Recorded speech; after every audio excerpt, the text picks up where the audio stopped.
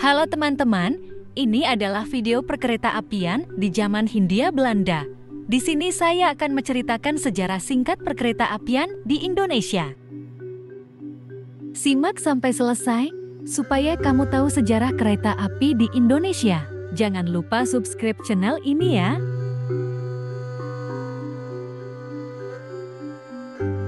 Sejarah perkeretaapian di Indonesia dimulai ketika pencangkulan pertama jalur kereta api Semarang-Volsten-Landen Solo-Yogyakarta di Desa Kemijen oleh Gubernur Jenderal Hindia Belanda Mr.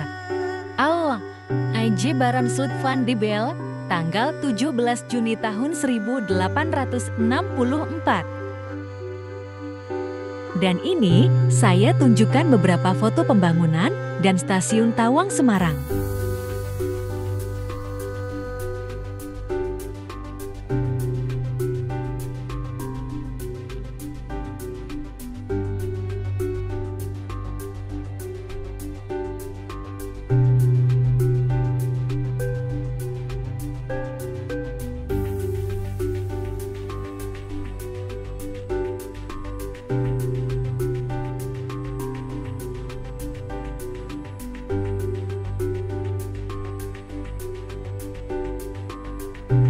Pembangunan dilaksanakan oleh perusahaan swasta Namlos Vennootschap Nederlands Indie Spoorweg Maatschappij N.V.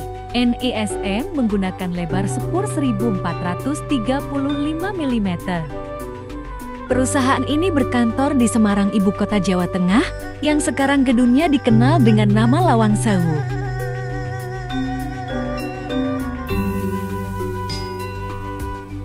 Inilah jalur Semarang-Yogyakarta pertama kali setelah dibangun.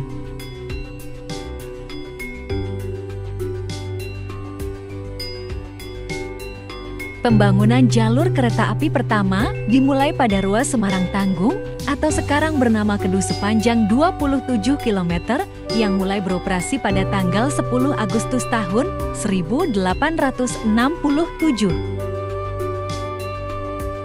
Meski jalur awal ini pendek dan hanya sepanjang 27 km, tetapi telah menyatukan arus komoditi dari timur dan selatan Semarang menuju Pelabuhan Semarang.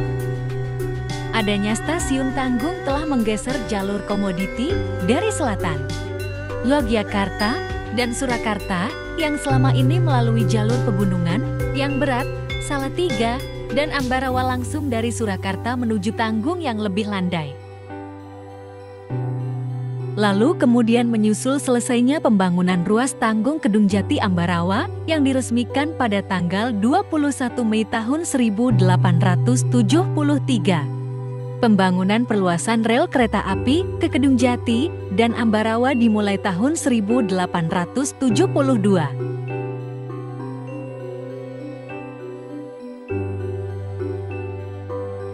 Itulah tadi beberapa sejarah jalur kereta api pertama di Jawa Tengah. Kita lanjut jalur kereta api di daerah Batavia atau Jakarta.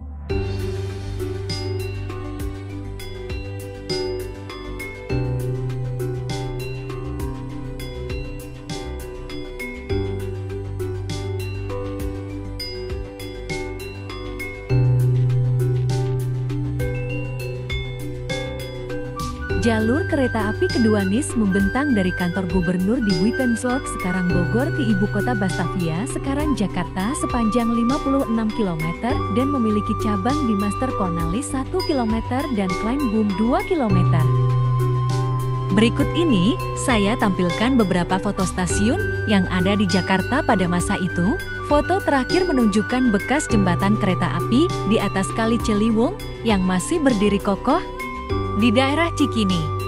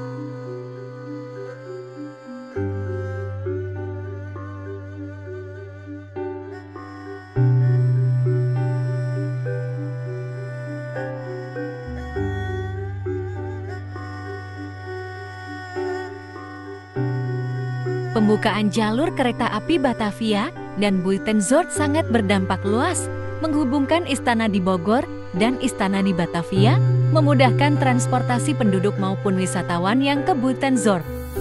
Manfaat lainnya adalah menjadi angkutan utama barang dan komoditi dari hulu Sungai Ciliwung. Jalur kereta api Batavia Buitenzorg mulai dioperasikan tahun 1873. Jalur ini dikelola oleh swasta NIS.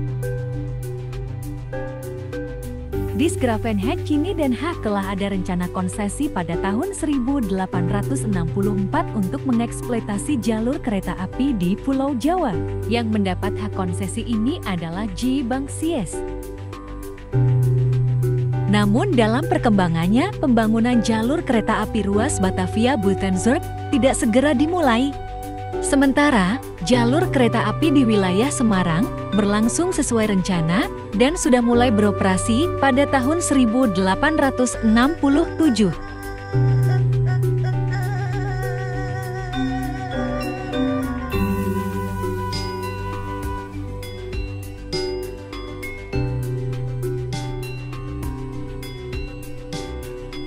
Akhirnya, realisasi pembangunan kereta api ruas Batavia Buitenzorg direalisasikan pada tahun-tahun 1869. Pembangunan jalur kereta api Batavia Buitenzorg ini ditandai dengan pencangkulan pertama yang dilakukan oleh Gubernur Jenderal pada tanggal 25 Oktober tahun 1869. Pembangunan jalur kereta api ruas Batavia Buitenzorg via Depok selesai dan awal operasi dimulai tanggal 31 Januari tahun 1873. Jalur kereta api Batavia Buitenzorg melayani penumpang di antara dua kota ini yang mana kereta api berhenti pada setiap halte yang telah ditentukan. Stasiun utama berada di Batavia Lamastad-Duis NES dan Buitenzorg. Stasiun antara berada di Meestercornelis Stasiun Jatinegara yang sekarang, untuk halte dan overweg terdapat di Cilebut, Bojonggede, Citajam, Depok, Pondok Cina, Lenteng Agung, Pasar Minggu. Halte lainnya terdapat di Pegangsaan kini Cikini, Koningsplein kini Gambir, Noordwijk kini Juanda dan Sawah Besar. Satu lagi halte yang terpisah adalah halte Kleinboom Pasar Ikan. Hanya ada dua jadwal keberangkatan dari Buitenzorg ke Batavia, tren ke-7 jam 7 lewat 1 menit dan tren 17 jam 14 lewat 28 menit. Sebaliknya hanya ada dua jadwal keberangkatan dari Batavia ke Buitenzorg, tren kedua pukul 07,12 dari Kleinboom dan T14 jam 15 lewat 9 menit dari Batavia.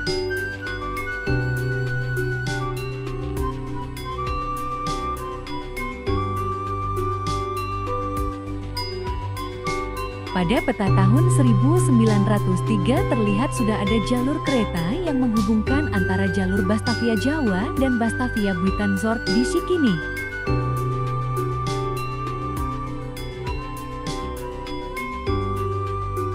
Sementara itu, pemerintah Hindia Belanda membangun jalur kereta api negara melalui Staatspoorwegen AS pada tanggal 8 April tahun 1875. Rute pertama SS meliputi Surabaya, Pasuruan, Malang. Terdapat pengajuan, saat sidang di Belanda pengajuan penyambungan dua jalur kereta api NES yang kemudian diperpanjang ke Surabaya, lalu dilanjut ke Pasuruan. Serta jalur dari Depok menuju wilayah timur Kabupaten Bogor yang dikatakan subur. Proposal itu dibuat oleh Mr. Peter Philip van Bas di hadapan Parlemen Belanda pada November tahun 1873 sekaligus mengevaluasi dua jalur kereta api Netherlands Indische Spoorweg Macapigenis, yaitu Batavia Buitenzorg dan Samarang Voorsten Landen beroperasi sejak 21 Mei tahun 1873. Pada akhirnya, dengan dikukuhkannya Stadsblad nomor 141, atas permohonan dari penerus Van Bas yaitu Fransen van der Put dan Baron van Goldstein, maka pemerintah resmi turun tangan membangun jalur kereta api tersebut dan dibentuklah perusahaan yang kemudian dikenal dengan nama Staatspoorweg.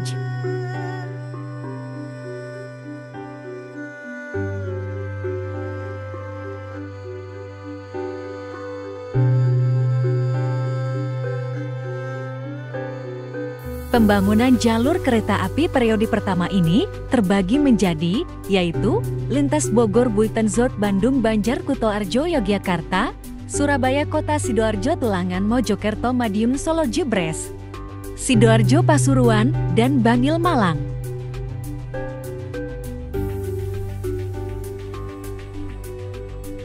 Selain di Jawa, pembangunan jalur kereta api dilaksanakan di Aceh tahun 1876, Sumatera Utara tahun 1889,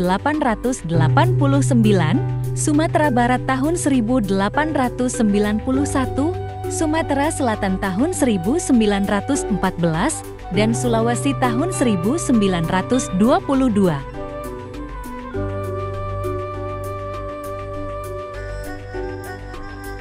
Keberhasilan NISM dan SS mendorong investor swasta membangun jalur kereta api.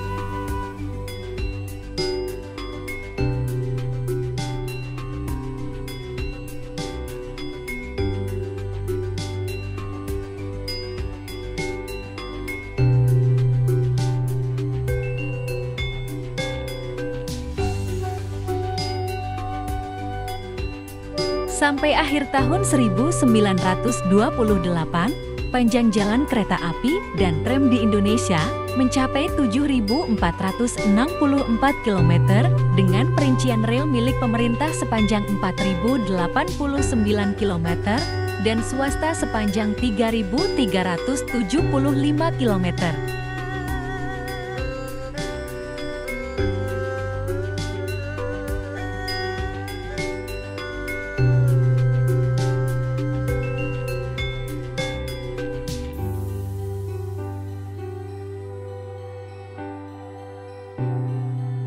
Pada tahun 1942 pemerintah Hindia Belanda menyerah tanpa syarat kepada Jepang. Semenjak itu, perkeretaapian Indonesia diambil alih Jepang dan berubah nama menjadi Rikuyo Sokyuku Dinas Kereta Api.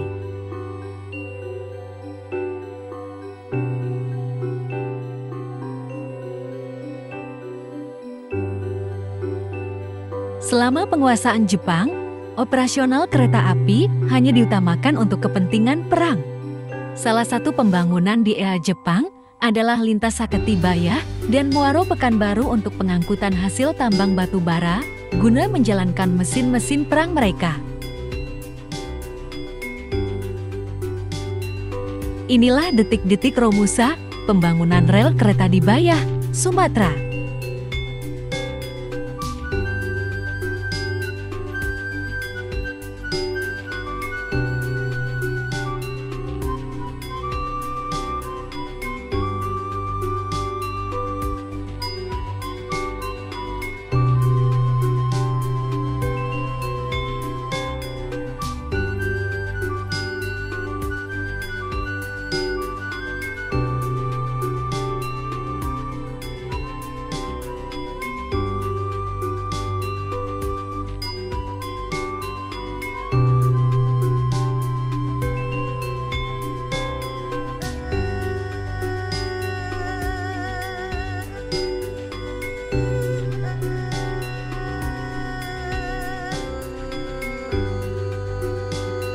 Setelah Indonesia memproklamasikan kemerdekaan pada tanggal 17 Agustus tahun 1945, beberapa hari kemudian dilakukan pengambilalihan stasiun dan kantor pusat kereta api yang dikuasai Jepang.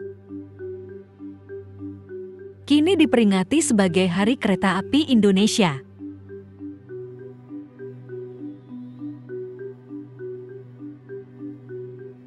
Ketika Belanda kembali ke Indonesia tahun 1946, Belanda membentuk kembali perkeretaapian di Indonesia bernama Staatspoorwegen Verenigde Spoorwegbedrijf SSVS. Gabungan SS dan seluruh perusahaan kereta api swasta kecuali DSM. Berdasarkan perjanjian damai konferensi meja bundar KMB Desember tahun 1949, dilaksanakan pengambilalihan aset-aset milik pemerintah Hindia Belanda. Pengalihan dalam bentuk penggabungan antara DKARE dan SS atau Vies menjadi Jawatan Kereta Api DK tahun ke-1950. Pada tanggal 25 Mei DK berganti menjadi Perusahaan Negara Kereta Api PNKA.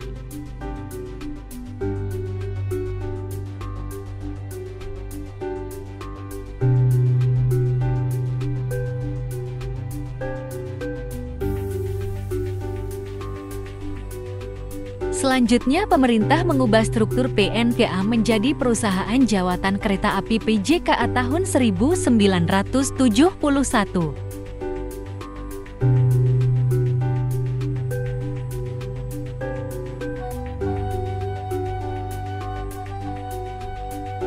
Dalam rangka meningkatkan pelayanan jasa angkutan, PJK berubah bentuk menjadi Perusahaan Umum Kereta Api Perumka tahun ke-1991.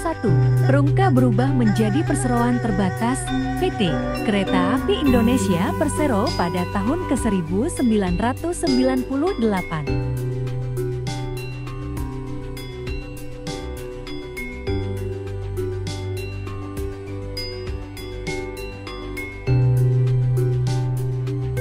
Itulah tadi sejarah perkereta apian di Indonesia. Nikmati video sampai selesai. Perjalanan di Pulau Jawa pada kereta zaman Hindia Belanda.